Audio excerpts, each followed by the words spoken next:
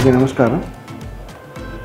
ఎప్పటి నుంచో బ్లడ్ ఇవ్వాలని అనుకున్నాను. సో బ్లడ్ అంటూ ఇస్తే ఇక్కడే అంటే ఆల్రెడీ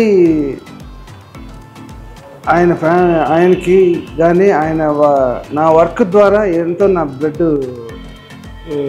నా మ్యూజిక్ ద్వారా వస్తూనే ఉంది బ్లడ్ బ్యాంక్కి. ప్లస్ నా లైవ్గా నా బ్లడ్ ఈసారి ఇవ్వాలి అని చెప్పి ఆయన ఎంతోమంది లక్షల మందికి ఉపయోగపడే ఇలాంటి బ్లడ్ బ్యాంక్లో నేను ఒక డ్రాప్ ఒక చిన్న ఉడతలాగా నా వంతు నేను రక్తదానం చేయాలని విషయం.